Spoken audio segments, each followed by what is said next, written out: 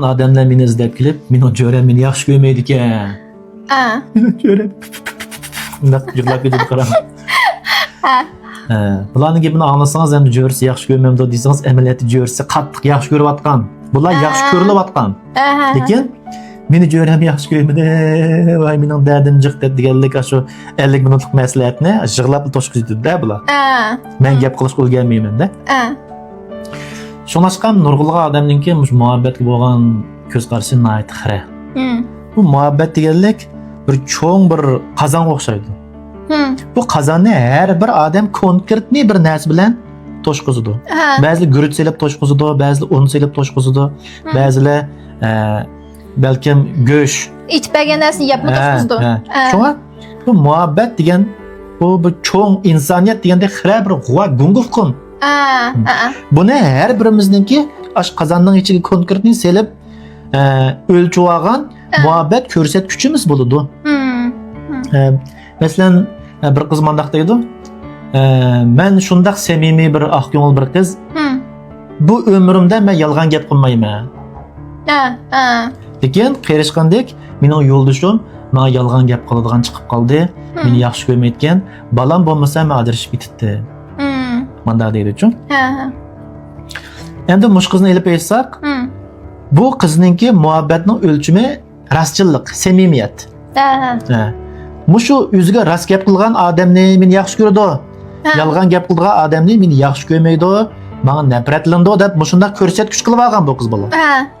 Shunga mushu qiz o'ziga yolg'on gap qilgan odamga dahshat o'ch. Herkes qabul qilmaydi buni. Lekin o'ziga rost gap qilgan odam bo'lsa, tezlab ulinib qoladi, tezlikka muhabbatlashib barlig'ini berib yutadi bu qizchu.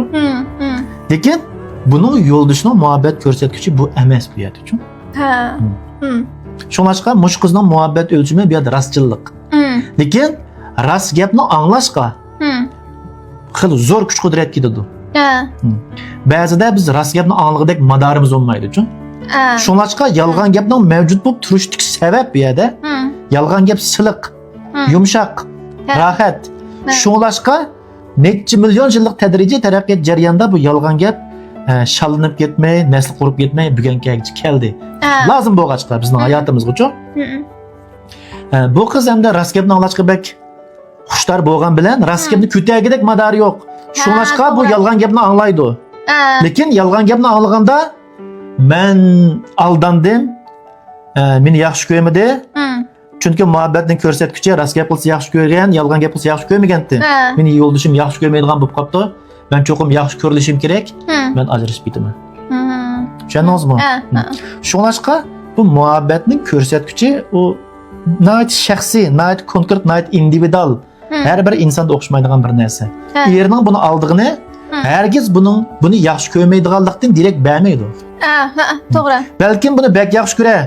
Balkim rost gap qilsam bu ayolim ko'tarmaydi deb bila. Ya bo'lmasa rost gap qilsam ayolimning ko'ngli keldi deb aya. Ya bo'lmasa boshqa nurg'ulg'an sabablar bo'lishi mumkin. Shunga bu yer nima demoqchi deganda, bizning shu turmushimizdagi nurg'ulg'an hissiyotlarimizning gunguluq tufaylidan nurg'ulg'an fojialar yuz berdi. To'g'ri. Tushundingizmi?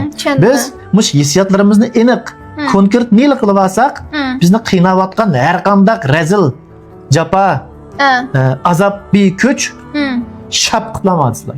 Shunlashqa ayol o'tirishga nurg'un munosabatlarni qanday bir taraf qilishni bilib bo'lmay beshinglar qitib mushta turayotgan bo'lsanglar, buni biz yenilab psixologiyaning kuchi orqali sizlarga yordam bera olamiz. Biz buning qator 6 oylik dars o'rlashtirdik.